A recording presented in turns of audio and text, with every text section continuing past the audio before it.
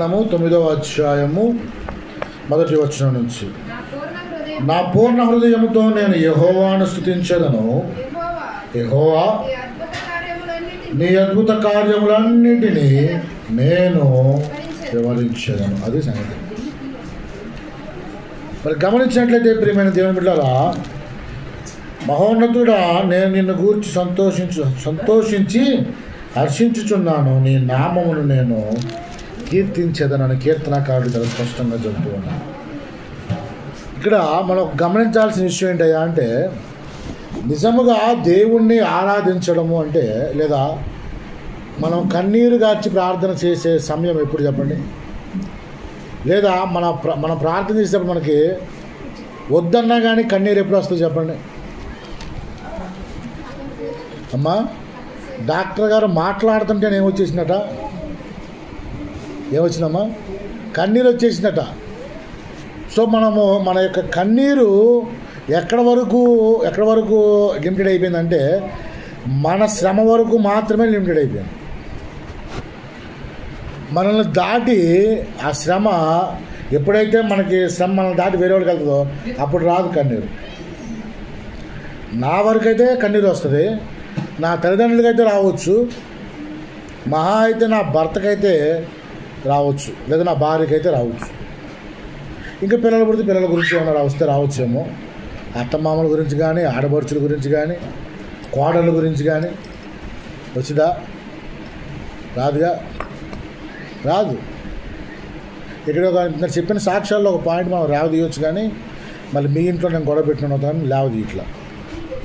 సలోమి చెప్పింది ఏమని? మా వదిన గారికి బాగుంటాను. అత్తగారు చెప్పిందా? నా ఆపరేషను అంది, రాహేల్ బాగుండాలండి, సలోమి బాగుండాలండి, ప్రశాంత్ బాగుండాలండి. అమ్మా అంతేనండి, చెప్పాల. సరే, మంచిది. ఎందుకని అంటే మన యొక్క ఆత్మీయ జీవితాల్లోనే కాదు, కానీ ఒక మనిషి సగటు జీవితంలో ఇది ఇలా ఫిక్స్ అయిపోయారు. ఇప్పుడు ఎవరో దాకేంది? ఇప్పుడు మా అమ్మమ్మ గారు ఉంది, అంత ప్రార్థనా పూర్వకాలు, అంత ప్రార్థన చేస్తుంది ఆవిడ. నేను, మా అమ్మ, మా అన్నయ్య తప్ప మా నాన్న పట్టించుకోదు, మా పిల్లల్ని పట్టించుకోదు, మా ఏదైనా ఉంటే మాకు మాత్రమే దాచిపెట్టుద్ది ఆవిడ. ఇక ఆవిడగా మేమే ప్రపంచం. ఇంకా తన భర్త లేడు, ఎవరు లేరు కదా. ఇక మొదటి నుంచి మేమే ప్రపంచం. ఇక అదే ప్రపంచంలో ఆవిడ ఇప్పటికి అలాగే అనమాట. మా పిల్లలు పుట్టినా కానీ ముందు మేము, తర్వాత పిల్లలంటే చూసేది. అయితే ఇక్కడ మనం నోట్ చేయాల్సిన పాయింట్ ఏంటంటే, మనకి శ్రమ వచ్చినప్పుడు మాత్రమే మనకేమవుతున్నాయి? కన్నీరు వస్తుంది. అన్న ప్రార్థించగానే పాటలు పాడతాం, వాక్యాలు వినేసాం. ఆవిడ ఎప్పుడు ప్రార్థన చేసింది? మామూలు ఎప్పుడు చేసిందా? ఎప్పుడు చేసింది? తన యొక్క సహోదరి తనని హేళన చేసినప్పుడు, తనని బాధ పెట్టినప్పుడు, నీకు పిల్లలు లేరు అన్నప్పుడు, ఏ హర్ష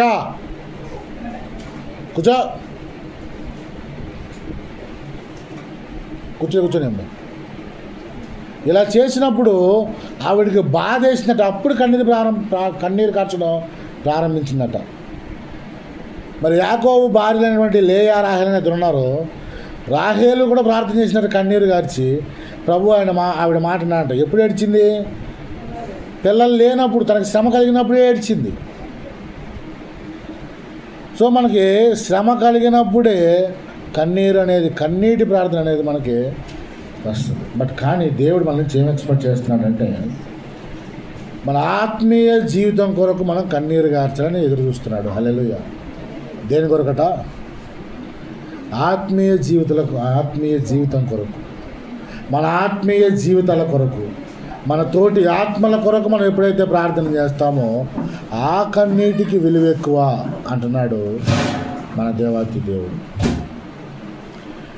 ఈ విషయంలో అయితే మనకు కన్నీరు రాదు, కానీ మరి శ్రమలను బట్టి మనకు వచ్చే శ్రమలను బట్టి మనకి కన్నీరు మాత్రం పుష్కలంగా వస్తాయి. డాక్టర్ చెప్పినా కన్నీళ్ళు వస్తాయి, నర్సు చెప్పినా కన్నీళ్ళు వస్తాయి, కండక్టర్ గారి సీట్ పోయినా ఏమవుతాయి? కన్నీళ్ళు వచ్చేస్తాయి. వాస్తవంగా అని ఇప్పుడు సహోదరు చెప్తుంది, అన్న పడిపోయే వాళ్ళం అన్న కొంచెం ఉంటే అది పడిపోయామన్నా అని చెప్తుంది. ఆవిడ అనుకుంటుంది, నేను ఇద్దరు చిన్నపిల్లలు వేసుకుని వెళ్తున్నా కదా, నాకు ఏమైనా ప్లేస్ ఇవ్వచ్చు కదా. అనుకుంటుంది. పక్కన ఏమంటారంట, నేను దొరక సీటు, నేను చాలా దూరం వెళ్ళాలి అని వాళ్ళు అనుకుంటారు. వాళ్ళని బట్టి వాళ్ళకి శ్రమ, నిన్ను బట్టి నీకు శ్రమ. కాబట్టి ప్రియమైన దేవుని బిడ్డలారా, మన శ్రమలను బట్టి మనకు అది తప్పని అనట్లేదు, బట్ అడగాలి. బట్ కానీ ఆ శ్రమలో నుంచి దేవుడు మనల్ని రక్షించేవాడై ఉన్నాడు. ఎలాంటి వాడై ఉన్నాడు? రక్షించేవాడై ఉన్నాడు. ఆ నలిగిన హృదయాన్ని ప్రేమించేవాడై ఉన్నాడు. మనం చదవబడిన కీర్తనలో 9వ కీర్తన 9వ వచనంలో కూడా ఇదే మాట చెప్తాడు. నలిగిన వారికి ఆ తాను మహాదుర్గమును ఆపత్కాలములో వారికి, ఇదే మాట కీర్తనకాడు 34వ కీర్తన తీయండి ఒకసారి. ఇదే మాటని 34వ కీర్తనలో ఆయన కోట్ చేస్తూ అంటాడు.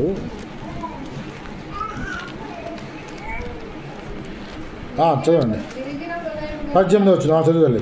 విరిగిన హృదయము గలవారిని, విరిగిన హృదయము గలవారికి యెహోవా ఆసన్నుడు, నలిగిన మనస్సు గలవారిని ఆయన రక్షించును. హల్లెలూయా. ఏనట? నలిగిన హృదయము గలవారిని ఆయన చెప్పాలమ్మా, ఏం చెప్తారట? రక్షించేవాడు. సో మనం ఎప్పుడు ఆయన్ను పూర్ణ హృదయంతో ప్రేమిస్తాము, ఎప్పుడు ఆయన్ని మనము మన యొక్క దేవుడు మన పట్ల చేసిన అద్భుత కార్యం మనం ఎప్పుడు వివరిస్తాము అంటే, మనకి శ్రమ కలిగినప్పుడు, బాధ కలిగినప్పుడు, మనం కన్నీటితో చేసే ప్రార్థన ఆయన దగ్గరికి చేరినప్పుడు, ఆ చేరిన ప్రార్థనకు ఆయన సమాధానం ఇచ్చి, మనకున్న బలహీనతలు కానీ, మనకున్న బాధలను కానీ, మనకున్న శ్రమలను కానీ ఆయన తీసినప్పుడు ఆ అద్భుత కార్యములను మనము వివరించేవారిగా ఉంటాం. దాన్నే మనం అందరికీ తెలిసిన భాషలో అంటున్నాము సాక్ష్యము అంటున్నాం. హల్లెలూయా. అది సాక్ష్యం అంటే. సాక్ష్యం అంటే ఏదో నామమాత్రంగా చెప్పేది వెళ్ళిపోయేది కాదు, కానీ దేవుడు మన పట్ల చేసినటువంటి అద్భుత కార్యములను, ఏ కార్యమమ్మా? అద్భుత కార్యములను. నేను ఇప్పుడు కూడా చెప్పాను మీకు ఆ మాట. రాత్రికాల సమయంలో నాకున్న పరిస్థితికి ఇప్పుడు నేను మాట్లాడుతున్న విధానానికి అసలు పొంతనే లేదు. నేను లెగిసి బయలుదేరి చేస్తే మా అమ్మమ్మ గారు పైకి వెళ్ళింది, కిందకు వచ్చి అంటుంది, ఇది వెళ్ళిపోతున్నాం, ఎప్పుడు స్నానం చేసి ఎప్పుడు రెడీ అయ్యామంటుంది. అదంతా అన్నాను దేవుని కృప. దేవుని కృప. దేవుని కృప లేకపోతే మనం ఏవి కూడా, శ్రమలు వస్తాయండి. శ్రమలు రాకుండా ఏ నలుడు కూడా భూమి మీద. చదవండి ఒకసారి కీర్తన. ఇప్పుడు మీరు చదివాను కదా, మనం చదివాను కదా ఇప్పుడు 18వ వచనం, 34, 18 కదా, 19వ వచనం కూడా చదవండి ఒకసారి. నీతిమంతునికి కలుగు ఆపదలు ఏటట? ఎన్నట? 1, 2, రోజుకు 2, 3, ఎన్ని ఎన్నట? అనేకములు. ప్రార్థనాపరుడికి కలుగు ఆపదలు అనేకములు. ఎక్కడి నుంచి వస్తాయో తెలీదు, ఎటువైపు నుంచి వస్తాయో తెలియదట. కుటుంబంలో నుంచి రావచ్చు, ఉద్యోగంలో నుంచి రావచ్చు, ఆర్థిక పరంగా రావచ్చు, ఆరోగ్యపరంగా రావచ్చు, కఠినమైనవి కావచ్చు, సులభమైనవి కావచ్చు, స్నేహితుల మధ్య నుంచి లేవనెత్తచ్చు, నీ తోటి కొలిక్స్ ద్వారా లేవనెత్తచ్చు. అది సహోదరు చెప్పినట్టుగా ప్రయాణాల్లో లేవనెత్తచ్చు, ఆపరేషన్ థియేటర్లో లేవనెత్తచ్చు. కానీ ఆయన అంటున్నాడు తెలుసా, వాటన్నిటి నుంచి ఏంటట? వాటన్నిటి నుంచి కూడా యెహోవా వారిని విడిపించును. హల్లెలూయా. హల్లెలూయా. ఇక్కడ మనం ఒక మాట నోట్ చేసుకోవాలి. అక్కడ రాయబడిన మాట ఏంటో తెలుసా? విడిపించును. ఏంటది? కాపాడినాడా విడిపించాడా? డాక్టర్ గారు వచ్చేటప్పుడు 2 ఇంజక్షన్ చేశాడు. అయ్యా నుంచోగలవా అన్నాడు. నుంచోలేను అయ్యా, చల్లబడుతున్నా. కూర్చునే చేశాడు. 2 ఇంజక్షన్ చేస్తే 1 గంటకి తగ్గినట్టు అనిపించింది. మళ్ళీ ఉదయాన్నే తెల్లవారుజాము మళ్ళీ జ్వరం వచ్చినట్టు అనిపించింది. అది అప్పటికప్పుడు జరిగేటువంటి ఒక శస్త్రచికిత్స లాంటిది మాత్రమే. బట్ ఈయన అంటున్నాడు ఏమన్నా తెలుసా? ప్రార్థనాపడి కలుగు ఆపదలు అనేకములు అయినప్పటికీ యెహోవా వాటన్నిటి నుంచి నిన్ను విడిపించును. హల్లెలూయా. ఇక అది శాశ్వతమైనది విడిపిందన్నమాట. నిత్య రాజ్య నిమిత్తం మాట్లాడుతున్నాడు ఆయన. ఆ రాజ్యంలో ఆకలి ఉంటుందా సరమ్మ? ఆకలి ఉంటుందా? తప్పిక ఉంటుందా? శ్రమ ఉంటుందా? నింద ఉంటుందా? బాధ ఉంటుందా? ఏది ఉండదో అటువంటి స్థితిలో నిన్ను ఉంచడానికి దేవుడు ఇష్టపడుతున్నాడు. అందుకే అంటున్నాడు, నలిగిన మనసు గలవారిని ఆయన రక్షించువాడు. రక్షిస్తాడట. మనందరూ తెలిసి సహోదరు ఒక ఆవిడ ఉంది, హాగరు అనే పేరు మనం ఉన్నాం. హాగరుని దాసీగా పంపించినప్పుడు మరి శారమ్మ అందట, ఇదిగో నాకు పిల్లలు ఎట్లా పుడతలేదు కదా, ఈవిడ ద్వారా నువ్వు పిల్లల్ని కనందట. ఇదిగో అప్పచెప్పి అబ్రహామా, ఇదిగో ఈవిడ నీ దాసి, నీ భార్య, నాకు పిల్లలు కావాలి అని చెప్పి అనేపాటికి, అబ్బో నేను రెండో భార్యని అయిపోయానుక, నేను ఇక దాసిని కాదని చెప్పేసి ఆవిడ అనుకుందట. తన ఇష్టం వచ్చేట్టు చేయడం ప్రారంభించిందట. అది శారమ్మగా మొదటి భార్యకి నచ్చలేదు. నచ్చక అందట, యూ గెట్ అవుట్ అందట. ఏముంది, నువ్వు బయటికి వెళ్ళాను. చదవండి ఆదికాండము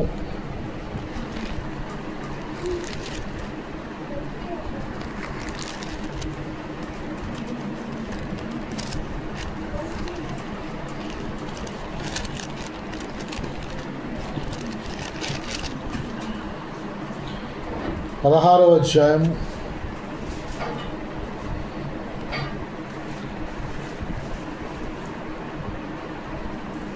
6వ వచనం.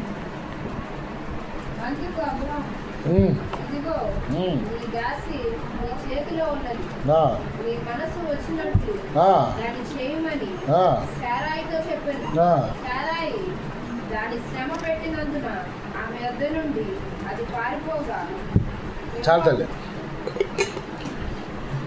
చూడండి, ఆవిడ దాసిగా వచ్చింది.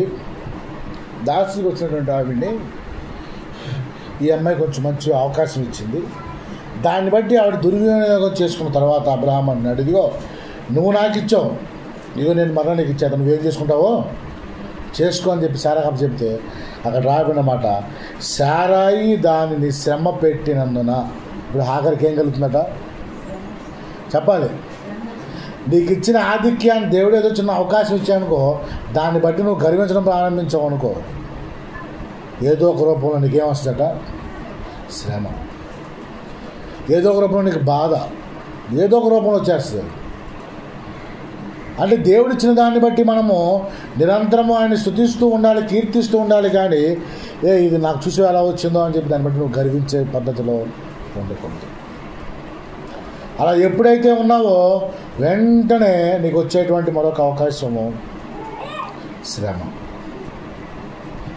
సరే, ఎంతకాలం దాసిగా ఉంది, శ్రమ పడుతుంది, దైవజనుడికి సహాయకారిగా, దైవజనురాలకి సహాయంగా ఉంది, చక్కగా సహకరిస్తుంది. ఆవిడని బట్టి మనము కొంచెం ఆవిడకి జీవితాన్ని మారుద్దామని చెప్పేసి దాసిగా ఉన్న జీవితాన్ని బానిసత్వంలో నుంచి హర్ష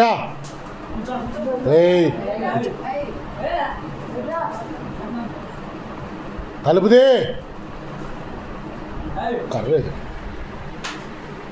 కూర్చో.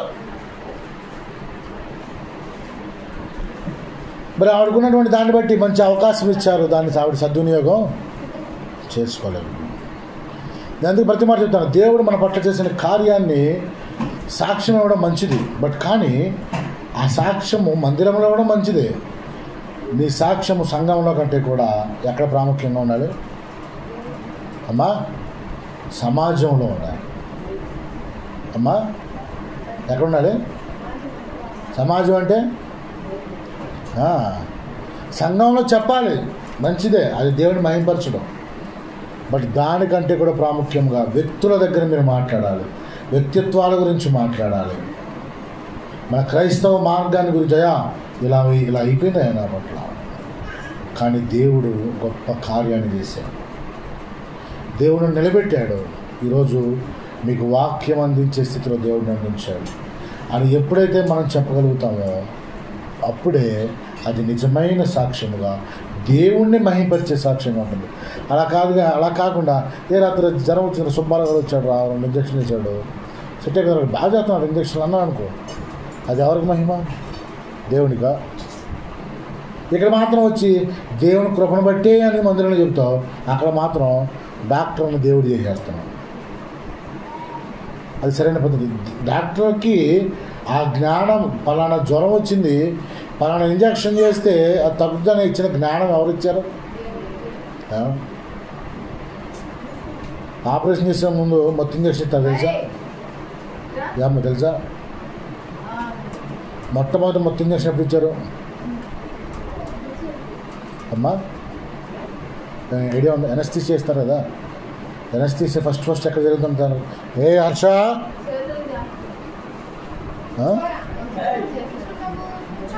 నేను మొట్టమొదటిగా ప్రపంచంలో మొట్టమొదటిగా ఎప్పుడు ఇచ్చారు తెలుసా?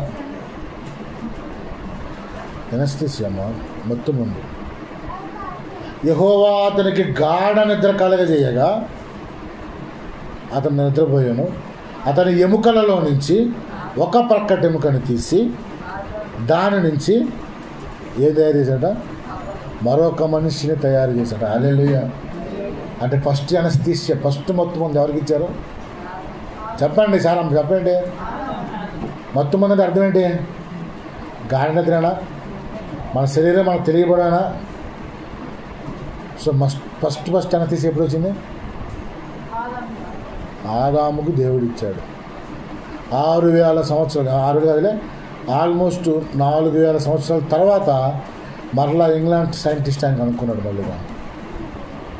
కానీ దేవుడు సృష్టి ఆరంభంలోనే ఆదాముకు దేవుడు ఏం కళ తీశాడట? మరి చేతికి చేశాడో తొంటికి చేశాడో, మరి గాఢ నిద్ర కళ చేశాడట.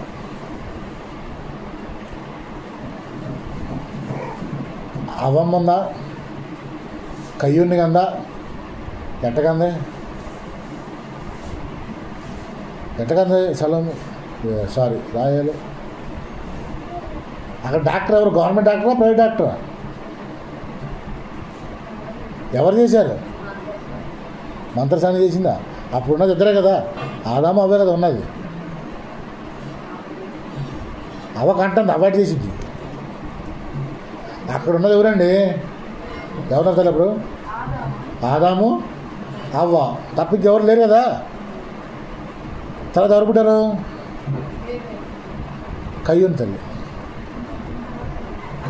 కయ్యూని పుట్టినప్పుడు ఆవిడ ఒక మాట అంది, దేవుని కృపను బట్టి నేను ఒక మనిషిని సంపాదించుకుంటేనే అంది. కయ్యూని ఎన్నో మనిషి సృష్టిలో? 3వ మనిషి. మరి కయ్యూనికి, ఆ అవ్వకి గర్భఫలంలో నుంచి కయ్యూన్ని బయటికి, నార్మల్ డెలివరీ, మళ్ళీ ఆపరేషన్ కాదు, సిజేరియన్, మళ్ళీ నార్మల్ డెలివరీ ఎలా జరిగిందంటారు? అక్కడ వైద్యం చేసిన డాక్టర్ ఎవరైనా ఉంటారు? వైద్యులకు వైద్యుడైనా దేవుడు చేశాడు. హల్లెలూయా. ఫస్ట్ ఎనస్థీసియా డాక్టర్ ఆయనే, గైనకాలజిస్ట్ కూడా ఆయననా. గొప్ప సైంటిస్ట్ కూడా ఆయనే. మట్టిలో నుంచి మనిషిని చేసిన వాళ్ళు ఎవరున్నారమ్మా? రోబోని చేస్తున్నారు, మట్టిలో చేయగలరా? అది ప్రాణం పెట్టగలరా? మరి ఆయనకన్నా గొప్ప సైంటిస్ట్ ఎవరైనా ఉన్నారా? ఏ బాబు ఉన్నాడా? చెప్పండి. మరి చూడండి ప్రియమైన దేవుని బిడ్డలారా, అటువంటి అద్భుత కార్యములు మరెన్నో. అందుకే కీర్తనకారుడు అంటాడు, నీవు మనుష్యుడు నిర్మించిన విధము చూడగా ఆశ్చర్యమును వణుకు పుట్టుచున్నది అంటాడు. మన గుండె రోజుకి ఎన్నిసార్లు కొట్టుకోవాలట? క్షమించాలి, గంటగా 72 సార్లు. అంతకన్నా ఎక్కువ కొట్టుకోకూడదు, తక్కువ కొట్టుకోకూడదట. అంత పర్ఫెక్ట్గా ఎలా కొట్టుకుంటుంది? ఇప్పుడు నా గుండె 72 సార్లు కొట్టుకుంటుందో లేదో చెక్ చేయాలి, నీ గుండె చెక్ చేయాలి, ఆయన గుండె చెక్ చేయాలంటే, ఒకే టైంలో చెక్ చేయాలంటే ఎంతమంది కావాలి మనకి? ఇక్కడ ఎంతమంది ఉంటే ఎంతమంది కావాల్సిందేగా. అందరినీ ఒక్కరే చెక్ చేయగలరా? మరి అందరి గుండె ఒకేలా కొట్టుకుంటే ఆయన తయారు చేశాడు, ఆయన చెక్ చేస్తూనే ఉన్నాడు, ఏదైనా మిస్ అవ్వట్లేదా అని. ఒకవేళ ఏదైనా మిస్ అయ్యి హార్ట్ అటాక్ లాగా వచ్చినా ఆయన వెంటనే ప్రార్థన చేయగానే తగ్గిస్తున్నాడు. అంటే ఆయన ఎంతమంది, ఆయన కనుదృష్టిలో ఎన్ని గుండె చప్పులు ఉన్నాయో లెక్కేయండి ఒకసారి.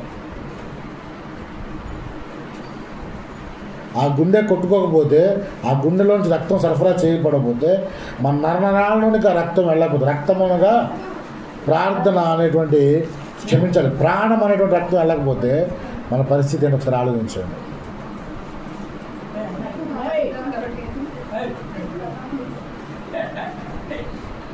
హర్ష తమ్ముడు తీసుకెళ్ళి లాక్కెళ్ళి వాడు కూర్చోబెట్టి తీసుకెళ్ళి లాక్కెళ్ళి పద.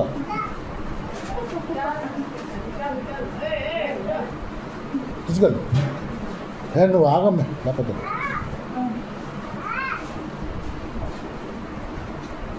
పెద్ద ఎలక్ట్రీషియన్ అవుతున్నాను పెద్దనాగా. ఎలక్ట్రికల్ సైంటిస్టు డాక్టరా?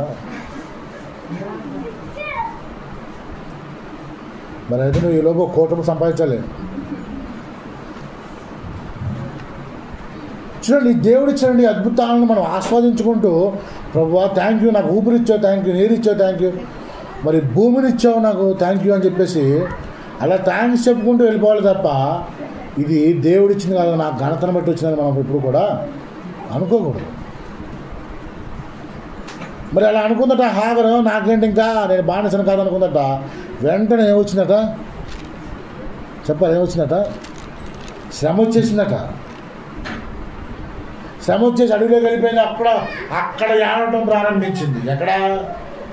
అడవిలో కూర్చుని ఆడటం ప్రారంభించిందట.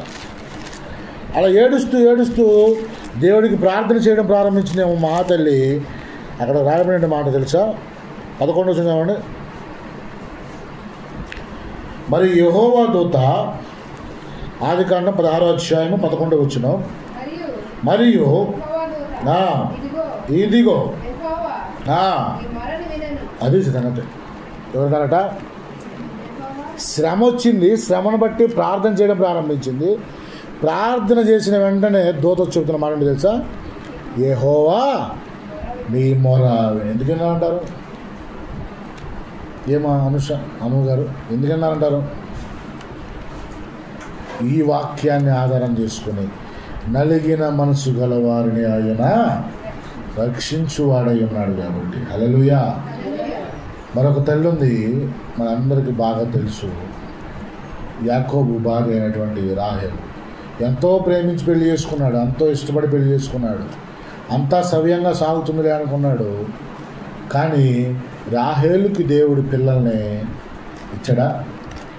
ఇవ్వలా. తన దాసిని పంపించింది, పిల్లలు పుట్టారు. తన అక్కకి పిల్లలు పుట్టారు, అక్క దాసికి పిల్లలు పుట్టారు. కానీ ఈవిడికి మాత్రం పిల్లలు పుట్టలేదు. భర్త దగ్గరికి వెళ్ళింది. భర్త దగ్గర బోరున ఏడటం ప్రారంభించింది. అలా ఏడ్చి ఇదిగో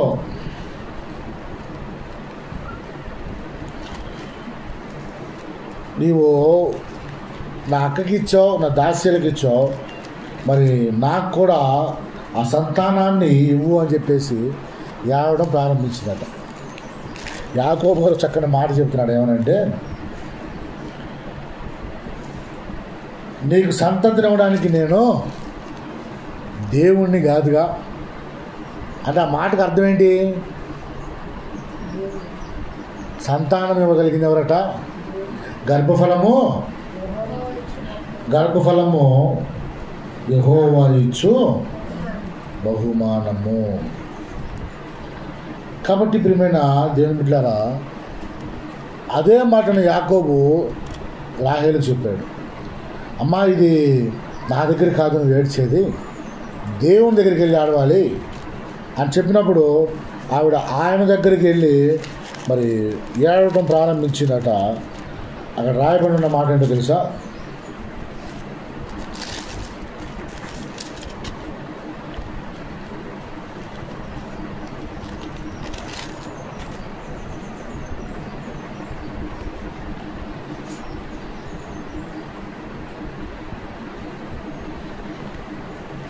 ఆదికాండము 30వ అధ్యాయము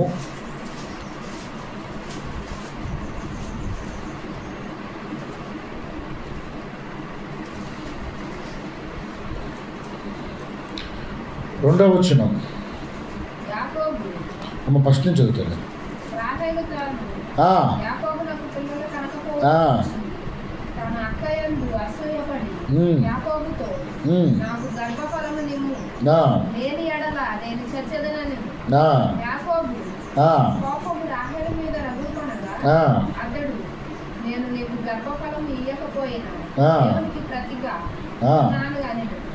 ప్రతిగా నున్నానా అనేను. చాలు తల్లి. చూడండి ఆవిడ ఏమైందంటే అసూయపడి, ఇదిగో నా అక్కడికే అందరికి పిల్లలు పడుతున్నారు, నాకు పుట్టలేదు అని చెప్పేసేసి ఏడ్చిదట. ఎంత ఏడ్చిందంటే, ఇదిగో నువ్వు పిల్లలు నాకు పుడితే ఓకే, లేకపోతే నేను చచ్చిపోతానన్నట. లాహిలకి ఎంత తతంగం చేస్తుందా అంటే ఆయన ఏమన్నాడు తెలుసా? దేవునికి ప్రతిగా నేను ఉన్నానా అంటే నేను దేవుడితో సమానం అనుకుంటున్నావా? దేవుడు ఎవరికిస్తే ఆ బహుమానము అది వారిది అని ఎప్పుడైతే ఇవి చెప్పాడు, ఎప్పుడైతే ఈ మాటలు విని విని విని ఒక పక్కేమో లేయ కుమారుల మీద కుమారులు కానీ 5 కనేసింది. వాళ్ళ దాస్యులకి పిల్లలు పుట్టేశారు. ఇక అప్పుడు ఈవిడ ఎప్పుడైతే ఈ మాట చెప్పాడో,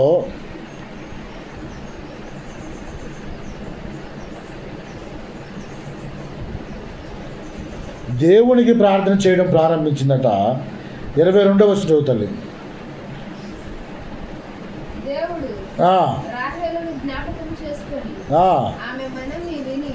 ఏదట? రాహేలు ప్రార్థనను ఎవరన్నారట? దేవుడు విని ఆవిడ గర్భాన్ని తెరిచను. అయి కానీ దేవుడు అనుకునేను.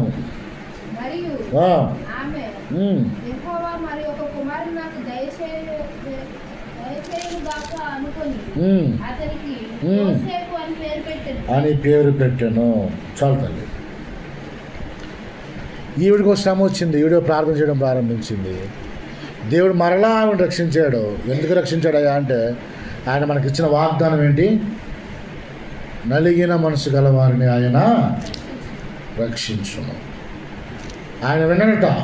అక్కడ రాయబడిన మాట చదివారు కదా, రాహేలు ప్రార్థన ఆయన విని ఆమెకు గర్భము కలగజేశాడు. ఇక్కడ మనం ఖచ్చితంగా జ్ఞాపకం ఉంచుకోవాల్సిన మాట ఏంటయ్యా అంటే, మన శ్రమను బట్టి మన హృదయాన్ని మనం నలగొట్టుకోవాలి, మన శరీరాన్ని నలగొట్టుకుని ప్రార్థనలో ఉండాలి, కన్నీటితో ఆయన పాదాలను కడగాలి. ఎప్పుడైతే ఇవన్నీ జరుగుతాయో ప్రియమైన దేవుని బిడ్డలారా, ఆయన నలిగిన వారిని రక్షించే దేవుడు. ప్రార్థన చేయవారికి శ్రమలు రావచ్చు, బాధలు, కష్టాలు ఎలాంటివైనా రావచ్చు. ఆయన కిందంటున్న మాట మీరు గమనించండి, మీరు మర్చిపోవద్దు. ఏంటయ్యా అంటే, నీతిమంతులకు కలుగు శ్రమలు అనేకములు అయినప్పటికీ యెహోవా వారిని విడిపించును. ఆమేన్. ఏనట? విడిపించే దేవుడు మన దేవుడు, రక్షించే దేవుడు నా దేవుడు. అందుకే హాగర్ అంటుంది, దేవుడు నా శ్రమను చూశాడు కాబట్టి ఆయన చూచుచున్న దేవుడు అంటుంది. హల్లెలూయా. ఏ దేవుడట? మొట్టమొదటి బిరుదిచ్చిన ఆవిడే. ఆయన చూచుచున్న దేవుడు, నా ప్రార్థనలను వినుచున్నటువంటి దేవుడు. మన దేవుడు చూచేవాడు, వినేవాడు, తగిన సమయంలో మనకి సమాధానము ఇచ్చేది. నేను ఒకప్పుడు ప్రార్థనలో ఉన్నప్పుడు ఆయన వచ్చి ఇట్లా శ్రమలు ఉన్నప్పుడు ఎవరి దగ్గర మనకు సహోదరు రాహేలు కూడా ఎట్లాంటి అయ్యా ఆపరేషన్ అంటున్నారా అని చెప్పేసి అన్నప్పుడు, అమ్మ ఆపరేషన్ పడదమ్మా అలాంటి చాలా గట్టి చెప్పి, మీకు ఎంతమంది గుర్తు నాకు అయితే తెలియదు, మరి అక్కయ్య కూడా గుర్తులేదు నాకు తెలియదు, కానీ ఇద్దరు కూడా సాక్ష్యం చెప్పేశారు. లేదయ్యా అసలు శారమ్మకి నాదేమో తెలుసా, మరి నాకు గుర్తులేదు. కానీ ఆవిడన్న మాట, డాక్టర్ గారు చెప్పారయ్యా నువ్వు అంటే మళ్ళీ ఆపరేషన్ గారు, డాక్టర్ గారి ఆపరేషన్ పడాల్సిందని చెప్పాడయ్యా నువ్వు అంటే. అమ్మ అవదమ్మా, దేవుడు మన దేవుడు ఎంత గొప్పవాడంటే, ప్రార్థన చేద్దామమ్మా అన్నాను. వాళ్ళని పంపించాం, మేము ప్రార్థనలో ఉన్నాం. మళ్ళీ ఇంకొక మాట నేను అన్నాను దైవ సేవకుడిగా, నాకు ఇది చూపించలేదు కానీ నా మనసుకు ప్రార్థన పూర్వకంగా నేను చెప్తున్నానమ్మా, నీకు చక్కటి ప్రసవం అవుతుంది, సుఖమైన ప్రసవం అవుతుంది, మగబిడ్డతో ఇంటికి వస్తావు అన్నాను.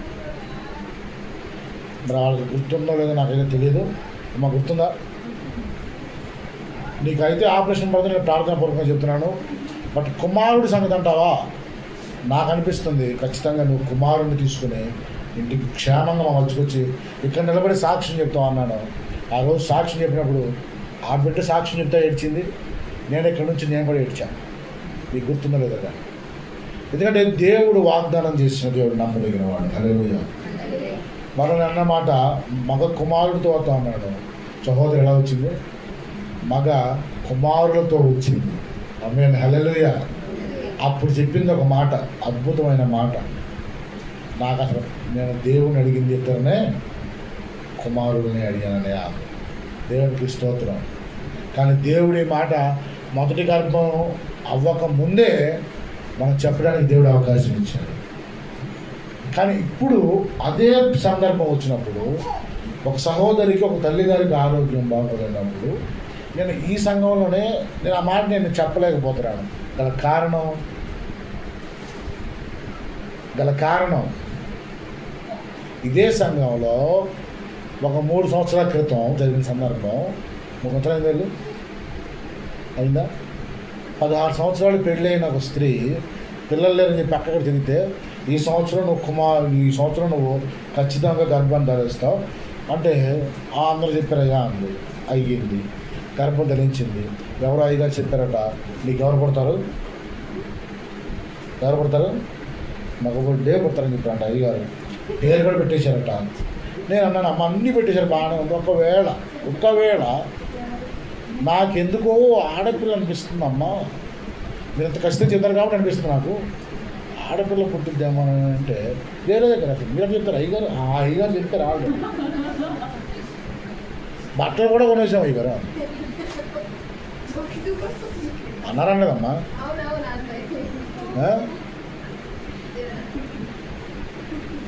మరి నాన్నమ్మ మీరు ఇక్కడికి వచ్చారు, ప్రార్థన చేస్తున్నారు. మీ గురించి మనం ఇక్కడ సంఘంలో 3 రోజులు ఉపవాసం ఉండి ప్రార్థన చేసాం. మాకు గుర్తులేదా? ప్రార్థన చేసాం, ఉపవాసం ఉండి ప్రార్థన చేసామమ్మ. దేవుడి సంవత్సరం ఖచ్చితంగా ఇస్తాడు అన్నట్టుగానే గర్భఫలం వచ్చింది. రేపు అప్పుడు డెలివరీ చేసే స్థితి కూడా వచ్చేసింది.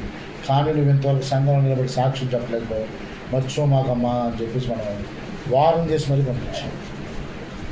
ఏంటి అయ్యగారు చెప్తే వచ్చినట్టు ఏ అయ్యగారు చెప్తే ఏముంది అయ్యగారు, దేవుడేగా అన్న నేను. గర్భఫలం అయితే వచ్చింది కదా, సాక్షి చెప్పడం తప్పులేదు కదా అని చెప్పి పంపించాం. అంటే ఆమె ఏదో తప్పు చేసాను కాదు, కానీ 2వ రోజు పాపం అనుకోకుండా వాళ్ళకి యాక్సిడెంట్ అయ్యింది. వెంటనే అప్పుడు నేను చెప్పానా, వాళ్ళే వచ్చి మీరు అదేంటి అయ్యారు ఇక్కడ చెప్పదు అట్లా ఇదని భావన యొక్క ఎగిరింది. ఇక్కడ చెప్పాలి, ఇక్కడ చెప్పడం అంది. అమ్మ ఏం కంగారు మాకు వాళ్ళు వచ్చి చెప్తారన్నాను. 3వ రోజు ఫోన్ చేసి అయ్యా పిల్లలకి ఇట్లా యాక్సిడెంట్ అయింది అని చెప్పినప్పుడు వెంటనే వాళ్ళు వచ్చి వాళ్ళుగానే వచ్చి సాక్ష్యం చెప్పి అయ్యా డెలివరీకి వెళ్తున్నామని చెప్పి 2వ రోజు ప్రార్థన చేయించుకుని వెళ్ళారు. దేవుడు ఏదైనా కానీ మంచి కార్యం చేశాడు. మరి దేవుడు నా మాటని శాసనంగా తీసుకున్నాడు. మరి ఎందుకంటే సేవకుని మాటను రూఢిపరుస్తాన్నాడుగా. మరి పుసుక్కని ఏమైంది, ఆడపిల్ల పుట్టింది. ఇప్పుడు ఆ బట్టలు వేసానని నా డౌట్. అంటే వాళ్ళని ఇది హేళన చేయాలని కాదు తల్లి. నేను ఎందుకు చెప్తాను ఈ మాట, 3 సంవత్సరాల క్రితం జరిగిన సందర్భాలు ఇవన్నీ. అప్పుడు అంత ఖచ్చితంగా మరి మరొక సహోదరు చెప్పింది నాకు, అమ్మ ఇవన్నీ మీ సంఘంలో జరిగినాయనా, నేను కొత్తగా చెబుతున్నానా?